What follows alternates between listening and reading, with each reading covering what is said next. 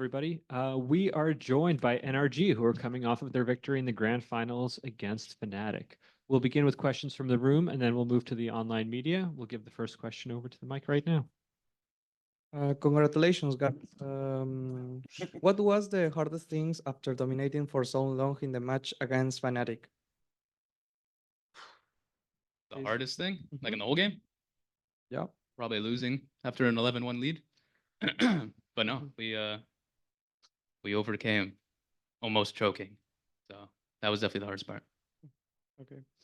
The next question is for Bronk.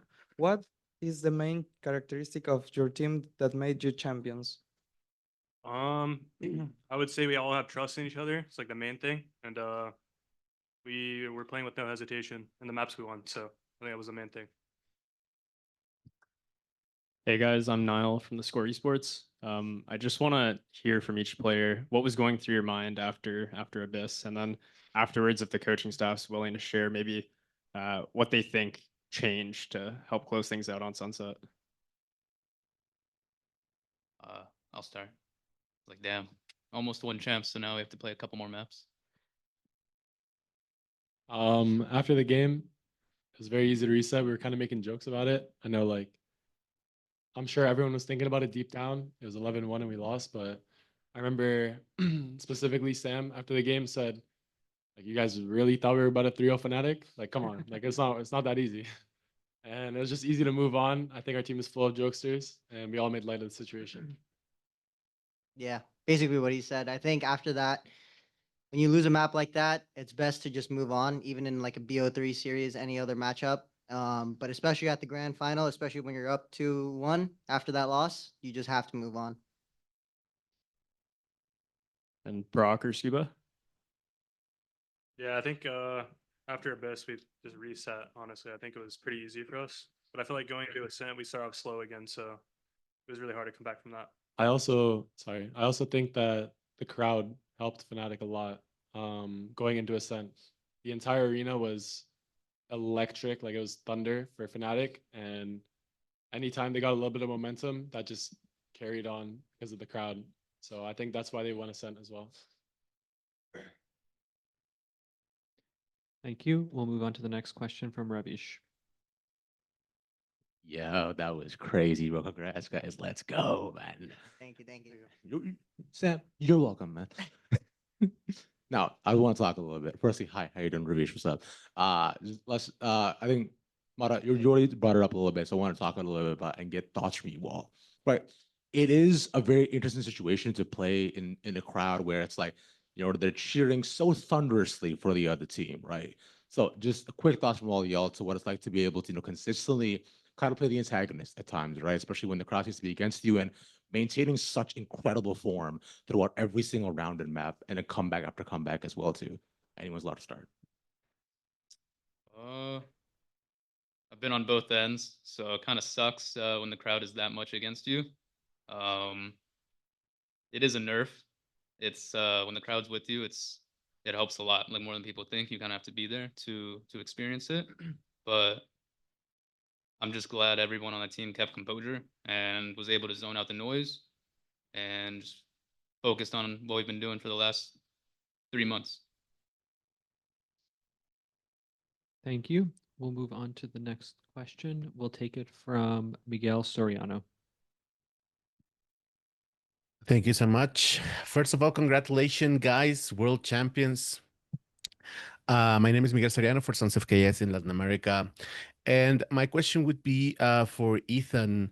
In the hype video before the match, you talked about how your role from 2023 to 2025 kind of was more prominent than in EG. In EG, the IGL was Boostia, and right now here, you are the IGL, and you are like the figure of the team. You were world champion, and also the guys respect you and see you like the one to lead. How was this year's experience? I mean, I know it was not easy, but from stage 2, when you guys started like displaying your game and started like getting these wins. How was your journey up to this day? Did you saw yourself lifting the trophy back when you were in stage 2? And how are the sensations right now after getting it? Yeah, to answer the first part of your question, it's definitely different from EG. I was just a pure support player. There was another guy on the team. Brought in a little bit of experience just because I was older, but that's about it. With this team, completely new role. Gelling is a whole new game, and trying my best to be a good leader on the team was a big thing, and a lot of the guys on the team helped me a lot. So at sometimes it's a little hard, but they make it easy. And then for your second question, honestly, I think it clicked for me that we were world champion caliber, probably like middle of champs. I think it honestly only took me like a game or two to realize like this feels very familiar. Thank you so much, and congratulations, guys. Thank you. Thank you. Thank you. We'll take the next question from Pedro Romero. As they said, Pedro Romero, independent journalist. First off, likewise, also congrats, world champions. I mean, it's a improbable result to see given how this team started out, start of the year, and maybe even in the middle of the year. I want to single out somebody for this first question. Sam, you know, obviously you had a pretty rough journey, a pretty eventful journey to get to this point, leaving NRG, having the ghosts of 2023, taking a break, going to streaming, and then get that opportunity to go to NRG back. Sure, you guys weren't able to qualify for champs in 2024, but and even then in 2025, it kind of looked like you guys were not going to even get close to making the event, if anything. But to see you guys now win the world title and for you to do so, how much does this mean to you specifically? I mean, yeah. I mean, I've been with NRG for like 5 years, and throughout every iteration, they always believed in me, and I think I really owed it to them. And to finally do it, especially with these group of guys, it's just insane. I want to send another question over to Ethan. Sunset, I would say, and I kind of talked about it with other members of the media as Sunset was going on, as that map being like a legacy defining kind of map for you. Top fragging, contributing to the team's success in map 5, champions, all of the shebang, high stakes, you know, all of that stuff. For you to win a second world title and your place within this scene, do you feel like this accomplishment, this victory, puts you in that official conversation as the greatest of all time in this game? It's does. hard. It does. It's hard to say. I It does. think I'm by far the most successful. I'll say that. But I don't know. It's hard. You're asking, he's too modest. He's not going to answer that like that. Well, can I ask the teammates Yeah, of if course. it's a It does. legacy defining? Of course, Of it's legacy course, this defining. is a two-time world champ. thank you. He's too humble. He's too humble. Yeah, fuck it. Go, Sure. man. Let's go. Is the GOAT. Two times, No. 2 times. No other player has won 2 times. World champion 2 times. He has 2 gold gun buddies. Dang. That is true. Didn't Phantom think about and that until Vandal. now. Congrats. Thank you. Thank you. We're going to take some questions from the remote media right now. We'll start with Nerdcasts. Hello, Nerdscast, independent freelance commentator, journalist from LA. When the series first started, I thought I was gonna be like, wow, another press conference with the sun not up, but y'all made it interesting. I have a question for Brock, and it is about the Odin. The first one may be like a bit funnier about like haha nerfs, but the real question comes map 3 and 4. You're still trying to go for the Odin, you're still going for it, but then you guys got countered by it. What changed in map 3? What are your thoughts on the Odin's place within the current meta on like an actual like analytical note? Because like we've seen a lot of it. You're doing really well, but then sometimes you get stomped. So how do you balance that? Yeah, I feel like some maps it's better than others. Like Abyss, I was just pulling it out because it worked in like the first few maps, but I don't think it's good on the map. Yeah, on Ascent, I couldn't really get anything going. I feel like we just start off really slow. But yeah, I feel like the Odin's well balanced how it is. I think it's not, you can't play it on every map like people think you can.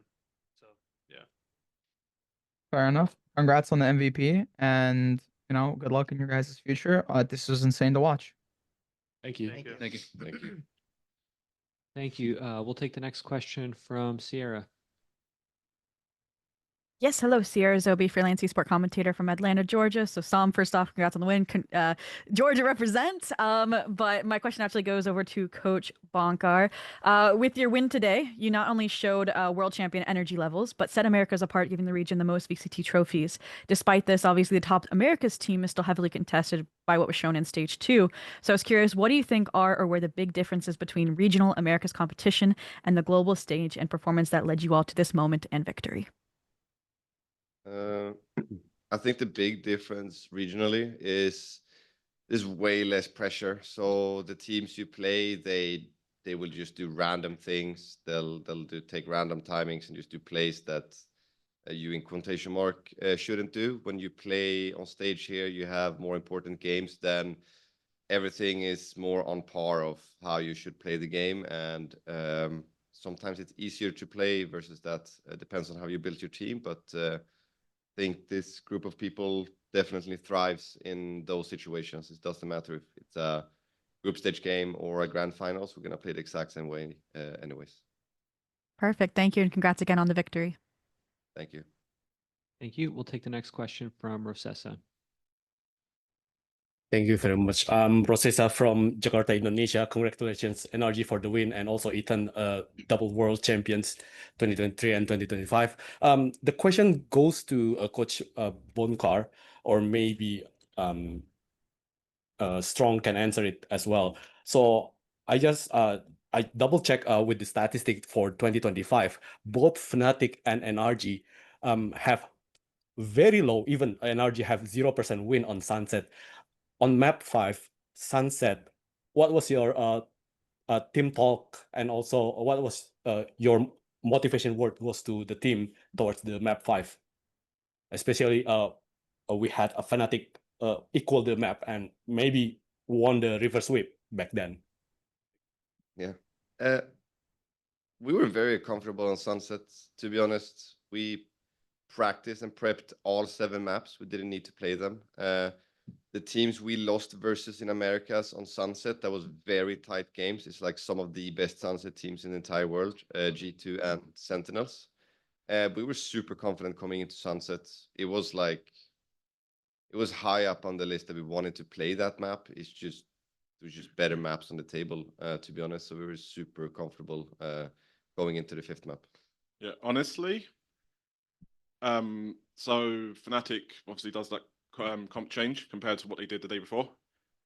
I feel like that made our job a lot easier as well, because we still had really, really good reason what they're going to do. They play a certain fundamental way, particularly with regards to how like Chronicle plays on the map, how they play on every map with regards to their defense and their attack. There were just red threads that go through every single map.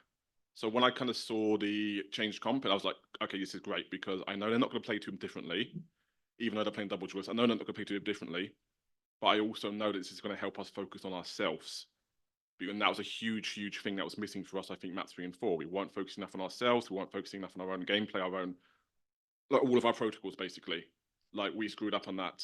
And while I was confident coming into Sunset either way, because it has just been a map that we just had. I mean, it's like Bind as well. We'd have been happy to play Bind today. It just happened to be that we reviewed it and we decided, okay, Bind is probably a map they're more comfortable on, a map they have a better system on specific to Bind, so we banned it. But yeah, I think we saw that, I mean, I don't know, I can't speak for Monk, but I saw that and I was like, okay, great, because we're still going to know what they're going to do, but now this will focus us on ourselves. And you saw how quickly we just ran out there, 9-3 half, and yeah, it was easy from there. So yeah, I mean, there wasn't really any fear coming into Sunset, to be honest. We know how good we are on the map. We know how close our games have been before. One of those things where sometimes the stats lie a little bit. You can lose a lot of games on the map and still be good on the map because just how fundamentally you play. And I think that's kind of always been the case for our Sunset. Well, not always been the case. It was horrible start of the split.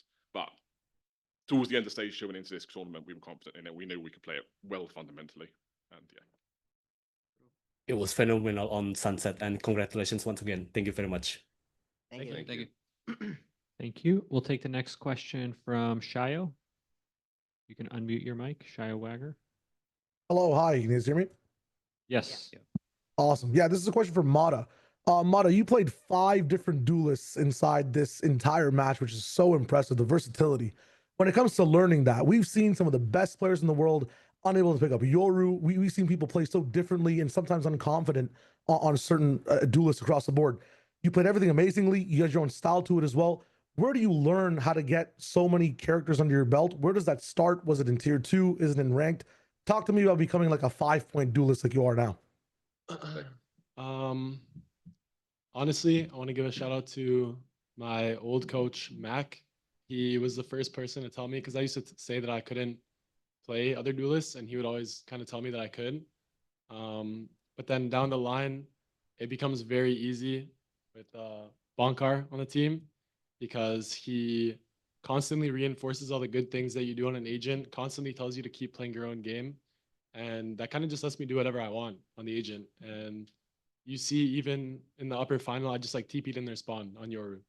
And no one's doing that. It's just all like weird things that I'm thinking of in my head. I think Sam helps me a lot too. Whenever I have any doubt in my own head, he's always the first person to tell me, just do it, bro. It's always like, just do what you want to do, play how you want to play, and the rest will piece itself together.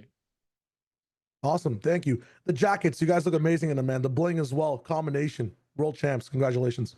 Thanks, man. Thank you. Thanks, man. Thank you. Thank you. We'll take the next question back from Ravish. Yeah, it was good. Hey, what's up? Ravish again. Sam, stop laughing every time it's come up. Like, come on, it's not cool, bro. Not feeling that. That's crazy.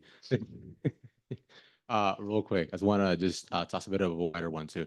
What I want you to do is I want you to look to your person to your right. So you point to your right for me. Just thank. Now, Bonkar, you can look at Strong if you want, right? Just real quick, I just want you to say something that perhaps we don't see, or something you appreciate, something really mess with about the person beside that. Strong, you start first. I mean, Scuba's read of the game is absolutely insane.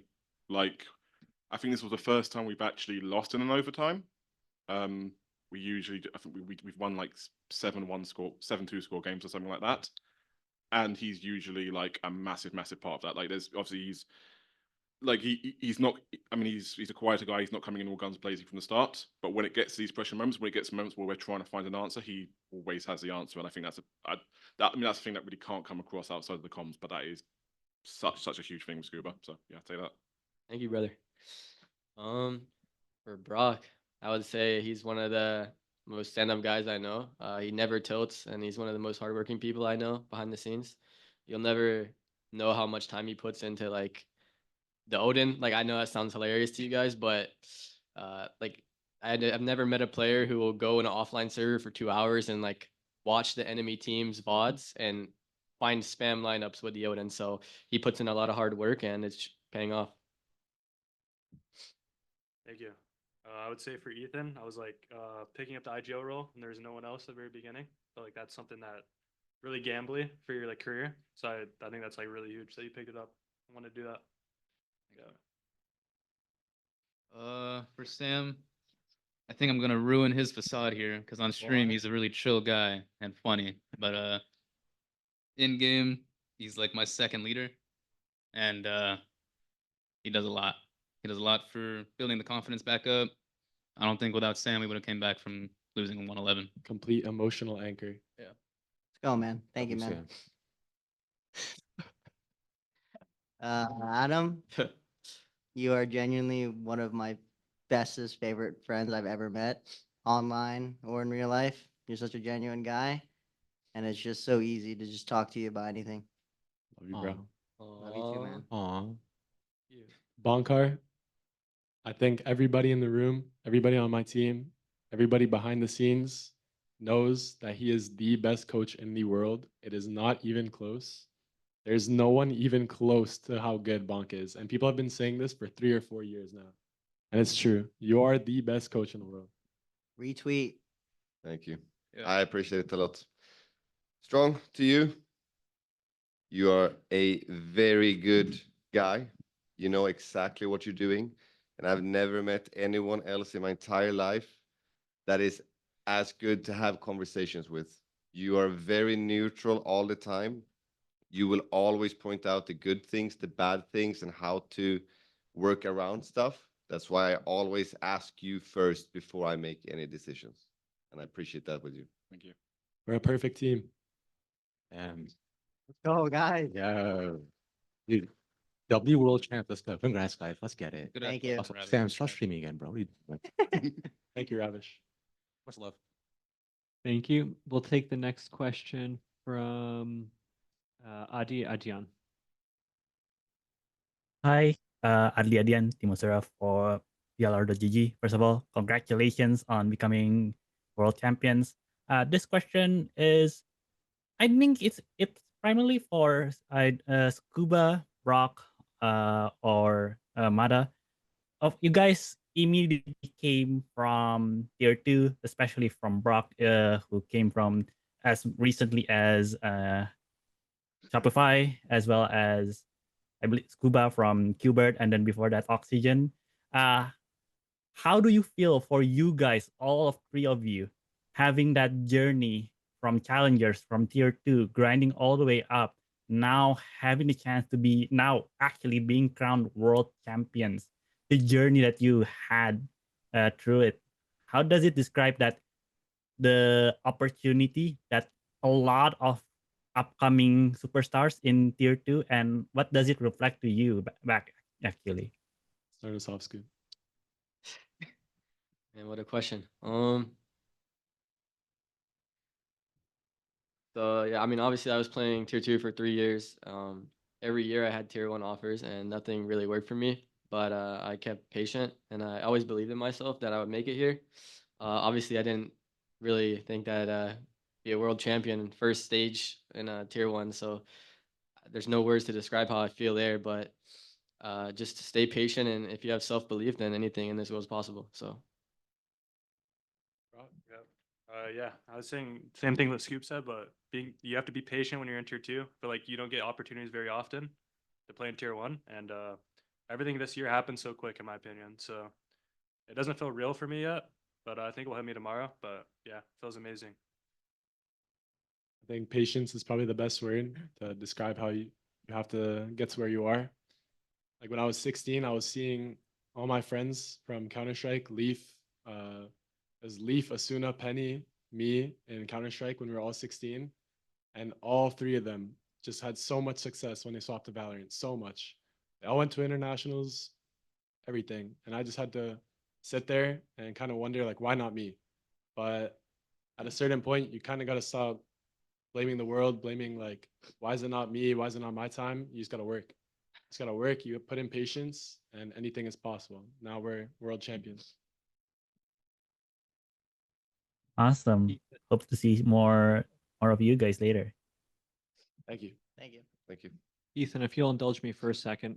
Tonight, it's probably going to be about rest and celebration, but I want you to think back to 2023. How long did it take you to start thinking about that second trophy back then? And how long do you think it'll take you to think about the third one?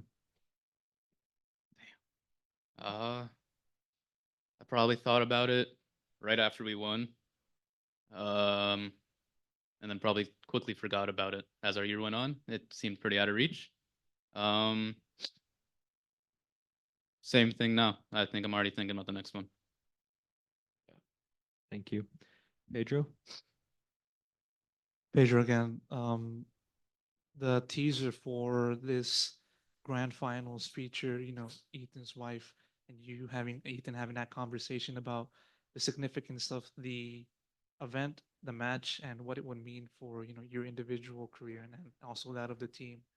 And that kind of got me curious as to, now that you guys have won, do you have any question to everybody? Do you have a singular person that you kind of want to dedicate this championship victory to? The one that felt like without their presence, their contribution, their everything, you guys wouldn't be where you are at right now? You guys can go first.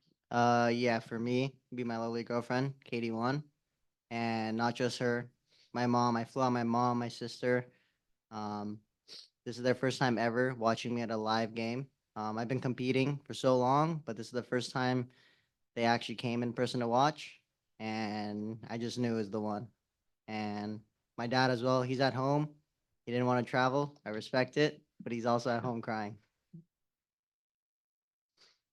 Way to go. My family as well. It wasn't easy to get to where I am today. I think it was a lot of hard conversations with my parents. But as soon as they saw the passion I had for it, they started understanding. So I love my parents for that. My brother and his girlfriend as well. They came out to the event. Amazing that our whole family could be here. Like everything is so good. And lastly, I think like this guy right here next to me. Just I feel like this win wouldn't be anything without him. Appreciate it. Yeah, for me, my girlfriend, 100%. I can't perform individually without her. She basically makes me the person that I am, and the only reason I can work so hard and much is because of her. She helps me with everything and motivates me. And then, I mean, the entire team, honestly, like, it's been so fun since we came back together. Like, even if it's not been for that long, but like, it's been so fun since we got this group of people together. Like, it's actually been so fun every single day. Even if we've been grinding our asses off, like, it's been so fun. EWC, the qualifiers, the tournament, stage 2. Like, Fun, shit. man. It was It's a so lot of fun. fun. It was fun. We had a So lot of fun. And we're gonna have even more fun tonight. Whoa. Whoa. You guys go on the left. I would say everyone on the team did their job perfectly, and I would like to thank my family for supporting me like throughout my whole career.